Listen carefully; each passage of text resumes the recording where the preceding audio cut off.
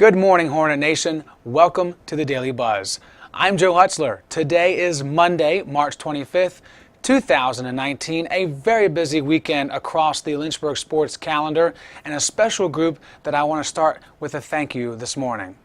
LHSN. It's on my shirt, it's on the TV behind me, it's everywhere when it comes to media coverage for your Lynchburg Hornets. And what a tremendous showing of ourselves and the equipment that you have helped us purchase and all the support that you've given us, feedback through the years. It all came to a head this weekend with having as many as 6 to 7 games to broadcast within 2 days. That is unprecedented for a student network, and I want to send my sincerest thanks to everyone that was involved this week on the crew, whether that be video cameras, photography cameras, graphic design, social media. All of it goes together to make LHSN the best student network in the country. Let's take a look at some highlights, beginning with a top 25 matchup on Moon Field. It was Military Appreciation Day for Lynchburg softball. Lieutenant Burgess talking to the team before the game and throwing out the first pitch.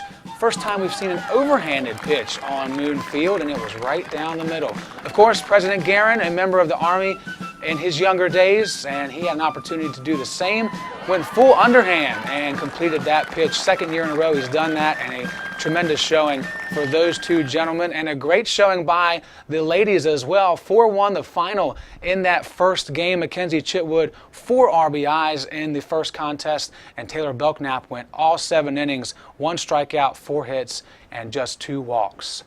As for Game 2, it was time for family members and friends of the Lynchburg softball community to be honored for their service before they took on the Yellow Jackets again.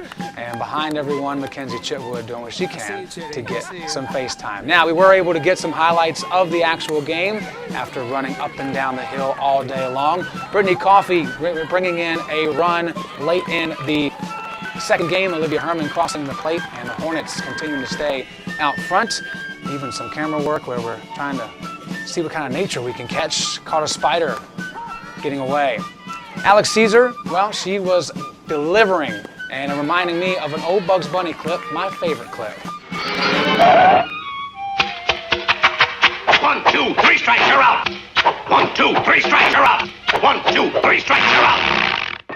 That's how the Yellow Jackets felt as well. Alex Caesar, another strikeout here at the end of the game. They asked for if she went. She did. That's a K. And the Hornets sweep the Yellow Jackets 7-2, your final in Game 2. Haley Wood, 2 RBIs, and you see Caesar's numbers, as well as Kayla Hugate. Started the season a little rough, but has since come back to what we expected from her, and this team is on a roll. More from them in a moment. But first, we head down to the tennis courts on Saturday. It was a battle of preseason number 23, Christina Harris, and current number 21 athlete in the country from Averett University, battling on the number 1's court, and it was a good one.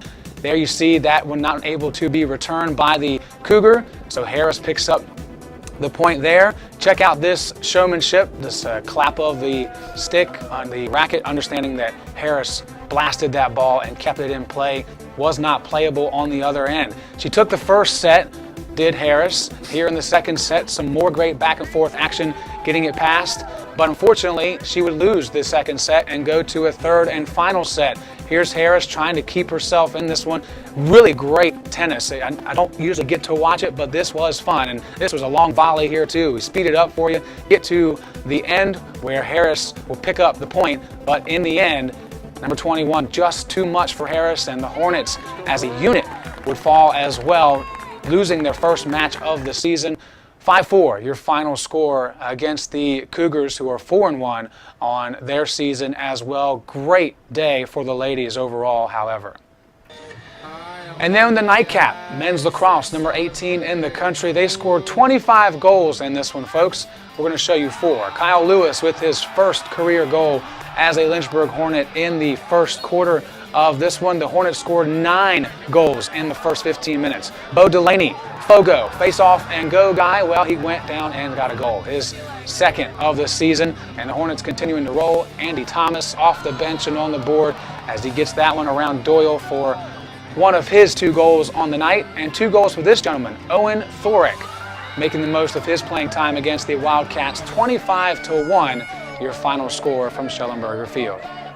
All right, we've got other games to talk about starting from last Friday, so bear with us as we go back in time. We begin with day 1 and 2 of the Dr. Jack M. Toms Alumni Invitational, which was held Friday evening and most of the day Saturday. A lot of first place finishes, including Jessica Cameretta, Samantha Schreiber, Alex Shadku, who actually took first in the 100 meter as well. A great day for those two freshmen, sandwiching a great performance by the senior Samantha Schreiber, and many more great performances that you can see at lynchburgsports.com.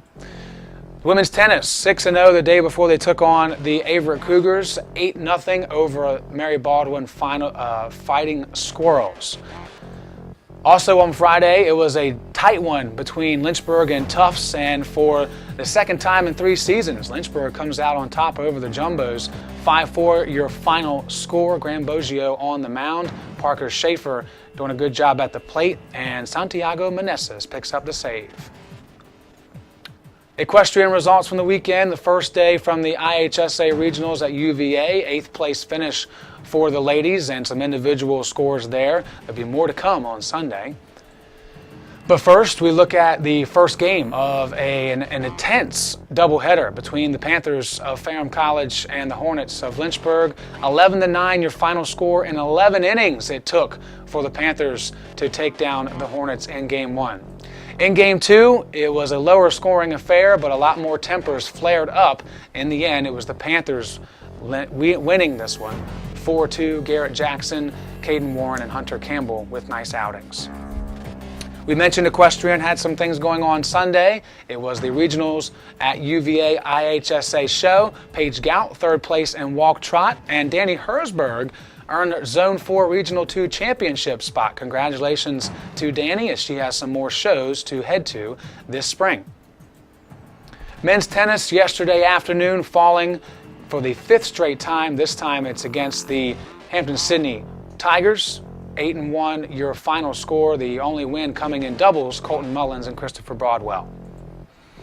And a doubleheader for softball a day after battling the Yellow Jackets. They head south to Raleigh, North Carolina. Pick up the win in Game 1, 2-1. Courtney Leeser with an RBI. Kaylee Cox, 4 strikeouts, 7 hits, and 2 walks. In Game 2, the Hornets complete the sweep thanks to another home run from Mackenzie Chitwood as they take down the Pacers and make it a great weekend to be a Lynchburg softball Hornet, maybe moving up in the standings. And we do have some more softball news. They will be on the field tomorrow down the hill at Moon Field when they battle the Randolph Wildcats, who come across the street from Rivermont Avenue. 3 o'clock start there, doubleheader, so 3 and 5 o'clock will be your game times. Our coverage on LHSN will begin right around 2:55. Amazingly enough, we're finally done. Long show here on a Monday and a little less hectic this week, but as always, you can find out what's going on LHSN's live broadcast and where your teams will be when they travel throughout the country at lynchburgsports.com and by downloading the One Nation app. Until tomorrow morning at 7 a.m. when Erica McLeod will bring you more video highlights of the Dr. Jack M. Toms Invitational, I'm Joe Hutzler reminding you it's a great day to be a Hornet, and we are One Nation.